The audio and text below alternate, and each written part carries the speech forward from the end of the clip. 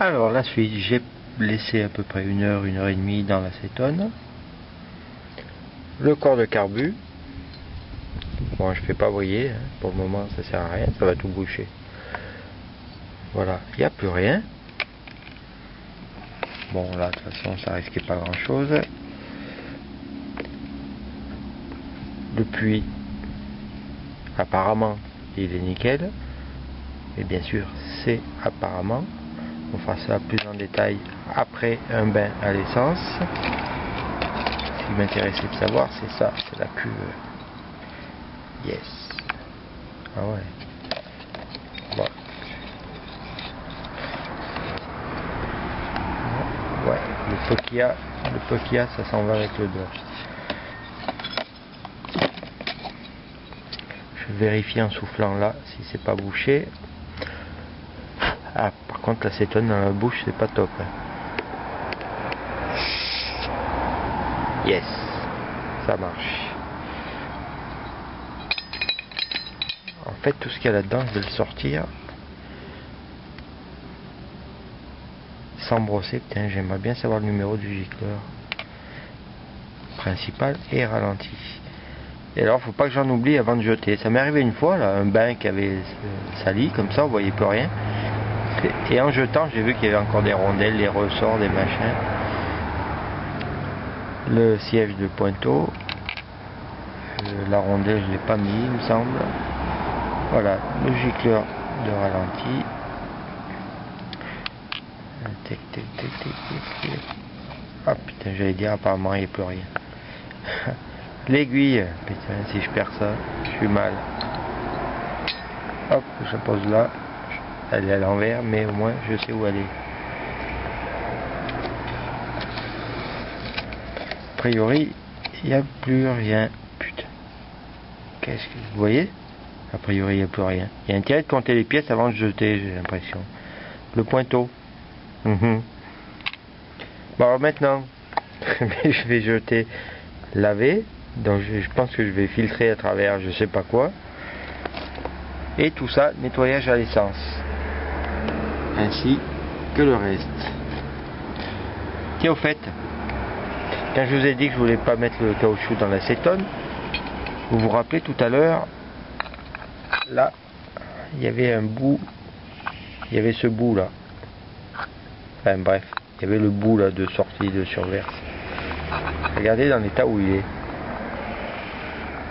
Alors imaginez si j'avais mis tous les joints toriques là, pareil, c'est le caoutchouc hein, je pense. Et peut-être aussi même le bouton de starter et les flotteurs. Mon Dieu, mon Dieu. Donc à éviter dans l'acétone, hein, vraiment que la ferraille, l'alu dans l'acétone. Bingo. Voilà ce que j'ai trouvé dans le tas de merde en versant tout doucement. L'axe des flotteurs, ça m'aurait diablement manqué. Et alors ça, parce que l'axe on peut toujours trafiquer un peu, trouver autre chose. Et la rondelle d'arrêt clip de l'aiguille, ça pour la trouver, bonjour. Hein. Il y en a remarqué chez FTC, c'est pas tout à fait les mêmes, mais il y en a. Vous avez un peu ce tas là, tout ce qu'il y avait. Bon allez, on passe à autre chose, je fais un bain d'essence. Bon alors, même punition, sauf que cette fois, c'est d'essence. Je vais essayer de tout caser. Il y a des choses, on s'en fout un peu d'ailleurs. Par contre, comme c'est plus ou moins propre, déjà, c'est même pas plus ou moins propre, c'est propre. Je risque pas de perdre une seule pièce. Je laisse toujours de côté les vis. Par contre cette fois il faut que je rajoute un peu de tout. Mais en fait c'est pas, je vais pas laisser baigner 1000 ans, hein, ça sert à rien ça. Je vais juste les faire tremper, le temps de les nettoyer une par une. Regardez par exemple ici, là.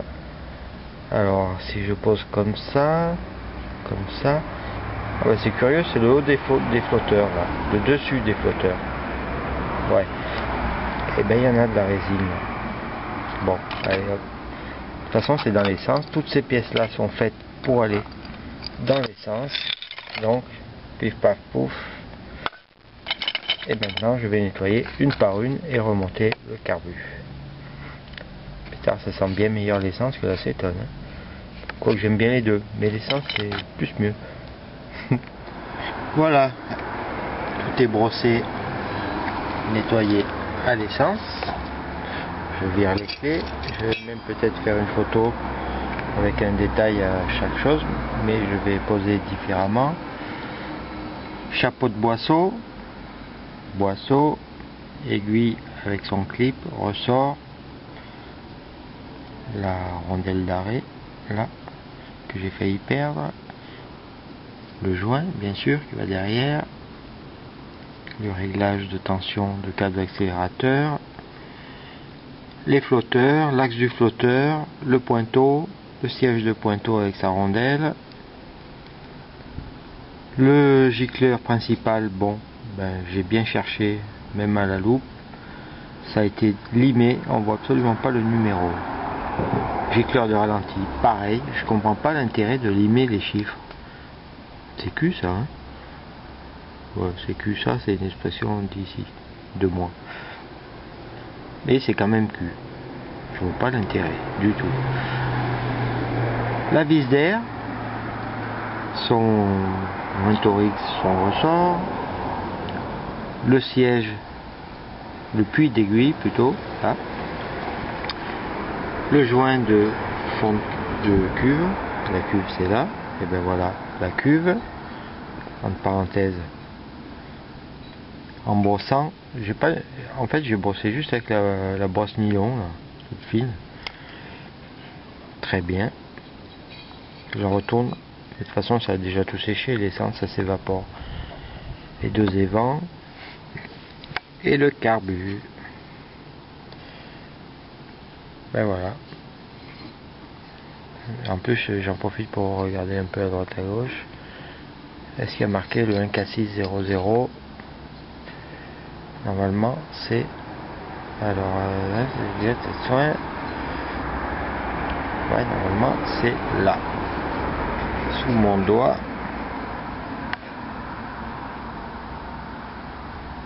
Là, en prolongement de mon pouce. 1K600, exactement comme les autres. Bon, donc c'est le même. Voilà, j'ai bien envie de prendre une photo tête comme ça. Ça va le faire. Bon, ensuite tout va passer à la soufflette et ensuite au remontage.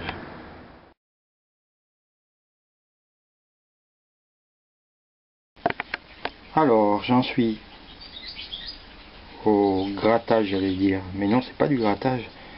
Vous savez, avec un petit fil de cuivre, ici c'est du 5/10, c'est un bout de fil de téléphone. On peut faire avec du 6. Je passe pour à travers les gicleurs. Ici le ralenti, après je vais faire celui-là. J'ai fait aussi le puits d'aiguille parce qu'il y a 5 petits trous qu'il faut absolument déboucher. Alors par rapport aux autres vidéos faites là-dessus, il ne faut surtout pas gratter parce que vous allez modifier le diamètre, parce que c'est du laiton, c'est fragile, et donc vous faites 3-4 rayures, ça modifie. D'un 25 vous en faites un 26 par exemple.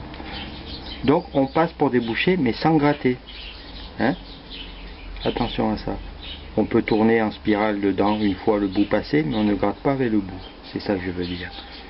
Voilà le puits d'aiguille, il y a 2 petits trous de ce côté là et le 5/10 rentre nickel dedans, et il y en a 3 autres là, 3 petits trous, il faut les déboucher. Bon, les gicleurs c'est fait, ça, allez, les fils de là, ils sortent plus, surtout que je n'ai pas envie de tout perdre. Je voulais parler d'autre chose, je sais plus ce que c'est. Bon. Oui, les gicleurs. Sur les Mikuni, le sang, par exemple, si c'est un sang, au fait, j'ai regardé à la loupe, on n'y voit absolument rien. Ça a été gratté, je sais pas pourquoi. Oui, alors, gicleur de sang, ça veut pas dire que le trou fait 100, je sais pas quoi d'ailleurs. En fait, c'est un débit. 100. C'est un débit. C'est donc un volume par temps. C'est un débit. Ça fait 100, je sais, 100, je sais pas millilitres, ça m'étonnerait, par minute ou par, j'en sais rien du tout en fait. Mais c'est un débit, hein, donc ne cherchez pas à forer à 100 ou 100, c'est peut-être un dixième, j'en sais rien. Ça pourrait être, en tout cas c'est pas un dixième, c'est presque un millimètre là. Oui, c'est bien un millimètre. Bon, il existe de l'outillage pour les refaire, les gicleurs. Très cher. Bon, voilà. Je vais passer de la soufflette de partout, surtout dans tous ces trous.